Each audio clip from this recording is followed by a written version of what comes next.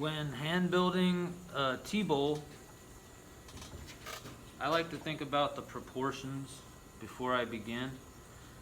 And one thing I want you all to focus on is trying to make an object that's no taller than it is wide. It can be the same height as it is wide. So if this is 4 inches tall, this is maybe 4.5 inches wide. This one is 3.25 inches tall, and it's 4 inches wide. If the object becomes taller than it is wide, then it becomes something like a Yunomi or a tumbler or just an ordinary cup. A tea bowl is not an ordinary cup. It functions very specifically in the way of tea during the tea gathering, and it performs many functions as the host prepares and serves the tea. So to identify all of its parts, we would want to pay certain attention to not only the size and the proportions. You know, this thing should fit the hand well, because a lot of this is being handled in many different ways as the scenery is being displayed and viewed and appreciated both by host and guest.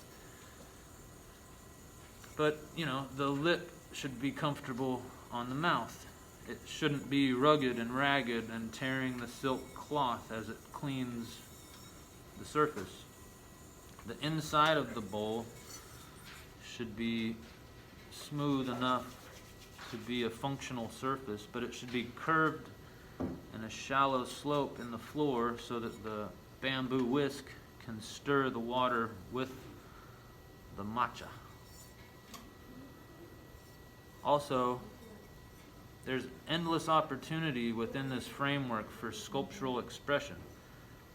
When hand building a tea bowl, I'm going to show you how you can start with 2 pounds of clay in order to generate an object that will eventually become less than 1 pound. So there's all sorts of opportunities to get sculptural with the marks you make. How you choose to remove the clay will leave evidence of that carving process or sculpting process. How you smooth the inside will show how well you've attended to the functionality of the object. And then how you trim the foot oftentimes is considered like revealing the character of the maker. So not only is this foot trimmed in a way that's paying close attention to all of the characteristics of the bowl itself and how it's carrying any of this visual information down underneath the foot, but it's also kind of like revealing somewhat of my character, since I did this.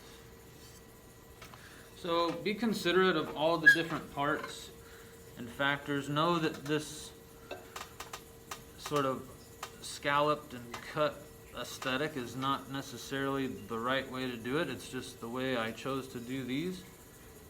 There's plenty of opportunity for smooth. There's plenty of opportunity for decoration with brushwork if you wanted to leave the surface more smooth. But when I trim this, I'm trying to create a diameter on the foot that's about 1/2 of the diameter of the lip. So if this lip is reading 4.5 inches wide, then the foot is about 2.25 inches wide. 2.25 plus 2.25 equals 4.5. So think about that as you're creating the blank. The blank is a very thick tea bowl. Like I said, the goal is to eventually sculpt your tea bowl to become less than 1 pound. I'm going to start with 2 pounds of clay. So I'm going to create a very thick tea bowl where I'm going to remove clay from both the inside and the outside. The reason I start with 1 pound is so I can pay close attention to the inside of my floor. So here I'm just going to center this in the middle of the wheel. And you can do this on a banding wheel while you're sitting at a table, or you can do this while on a kick wheel, as long as you're just sort of turning it by hand. So this is very similar to our first assignment where we were pinching thin walls, but here I'm going to pinch a thicker wall. I'm going to get a very short wall actually. Here I'm really just building a floor and a foundation. Because I want to leave enough area to trim a foot, I really need to study that thickness now. So I've got 5/8 of an inch in the center of my floor, and that's pretty adequate. The other thing I want to pay attention to is this slope and this diameter. So I'm already at 4.5 inches here, which will work out pretty good with the proportions of the bowls that I just showed. As I'm concentrating on this slope, I can also raise that wall just a tiny bit as it's showing the transition from the floor up into the wall of the form. You'll notice that this lip is just slightly cracking, it's very thin, and this is just basically going to give me something to join the next piece to when it comes time.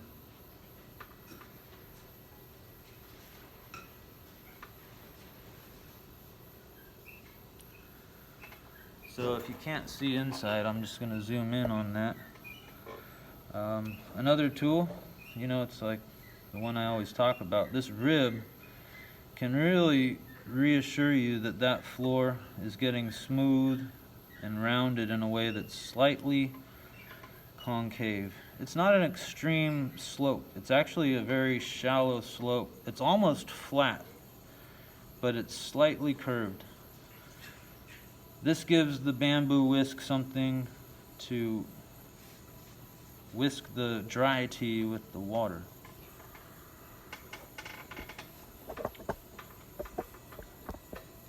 So if you want to just slowly turn this wheel while you use this wooden rib, the wooden rib will clearly identify that curve for you.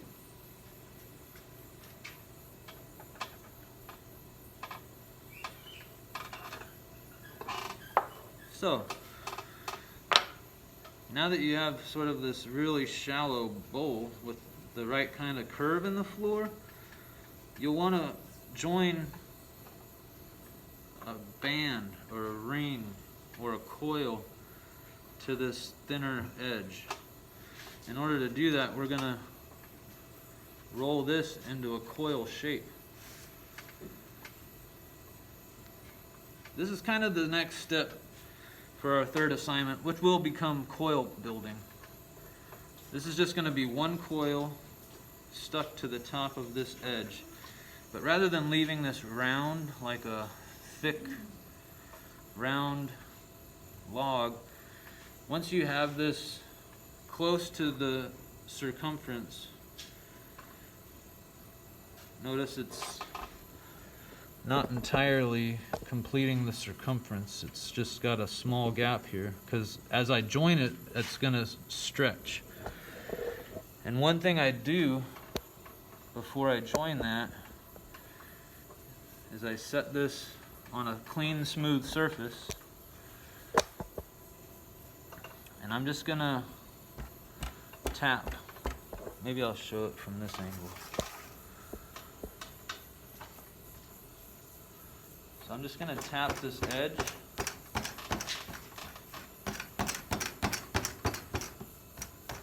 And it's tapering kind of a triangular shape so that this coil is more of like a strap, and it's got that tapered edge. So it's thicker up here, and it's thinner down here. And that way, that thin area can overlap the other thin area to generate an ideal thickness. And this thick area becomes my lip. So in order to join two pieces of clay, we've already reviewed this in yesterday's critique. We're going to scratch this. So there's texture that can hold some water there.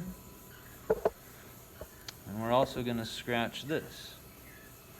So here there's some texture that can hold some water.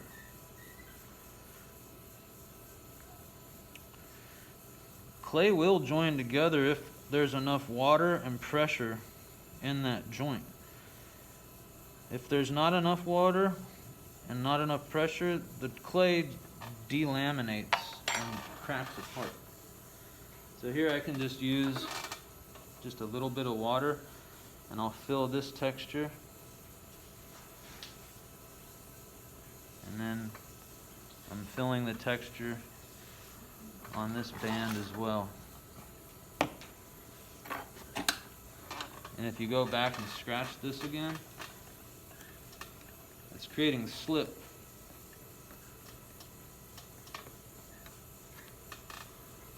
And I'm going to scratch this again. So now I've got the moisture that I need.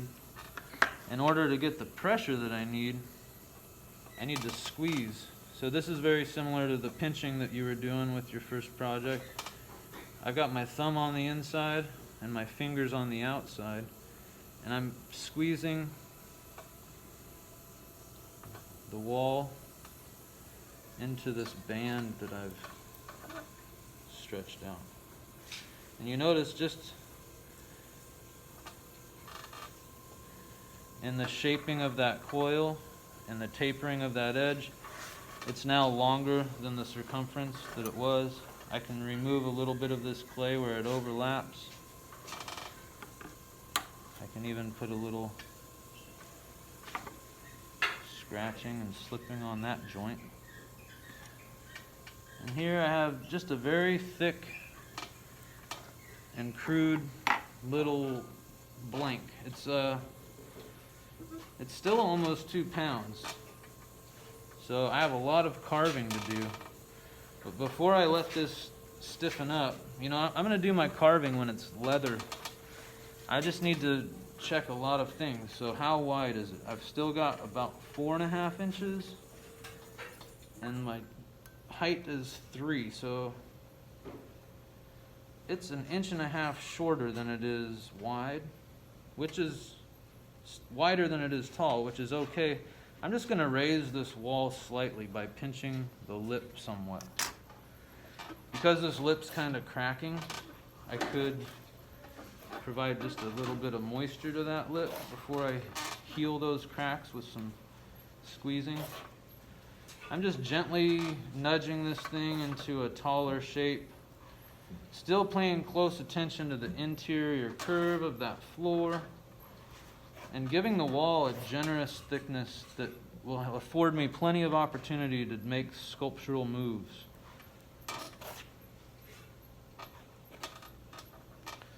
So the lip is a very, very important part of the structure of this form. Even while I'm carving it, the whole time I'm carving it, I'm going to be really making sure this lip is thick and not cracking. You can have all sorts of crevices and crackled aesthetics on the outside, but the lip should be smooth and thick during that carving process. The inside should be pretty smooth as well,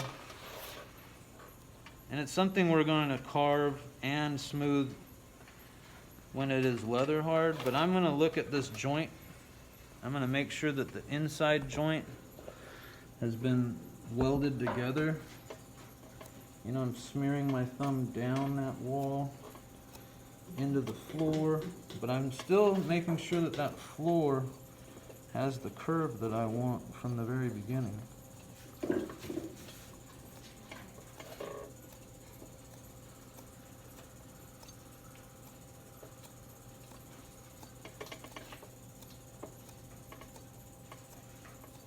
I'm always emphasizing the interior shape prior to dealing with the exterior aesthetics. You know, I can remove this clay very easily because I have greater access to the outside.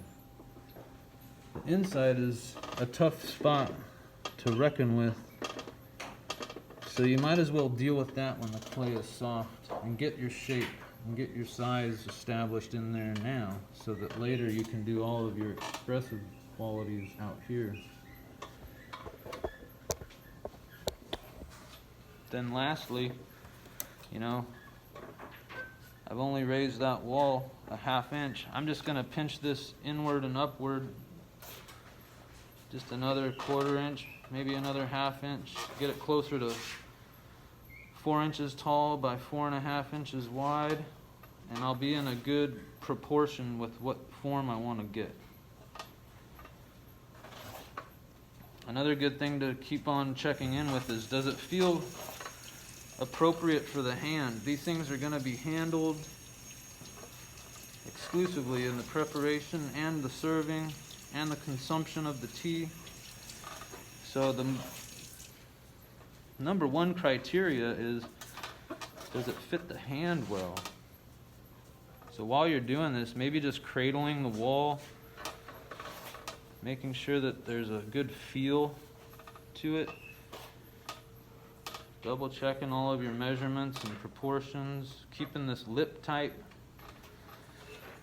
And then, you know, there's something inside of that thick wall that can be revealed by sculpting and carving and removing the clay. We're going to have to remove 1 pound of clay to get this thing back down to be 1 pound. So again, there's a lot of opportunity there. Just before you remove this from the wheel, check in again with your proportions. I got 4½ inches wide at the lip. I've got 3 3/4 tall. Maybe I'll just move that up a little bit more.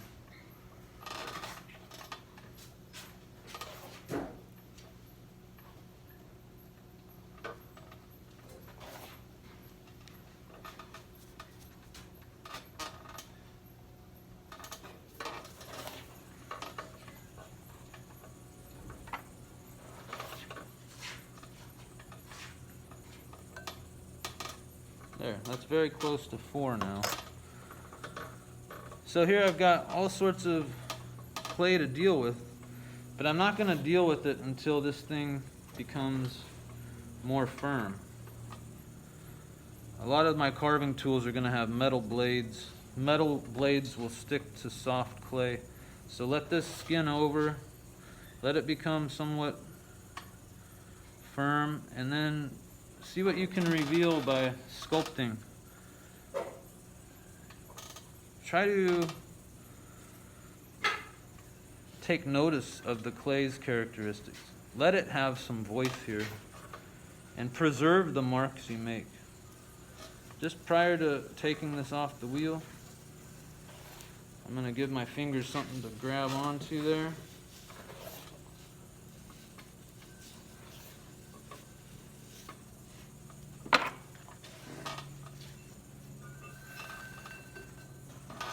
If you can make 4 2.5 pound blanks that are just a little bit wider than they are tall, and set all 4 of those on a wear board, you can take them home and carve them all weekend long.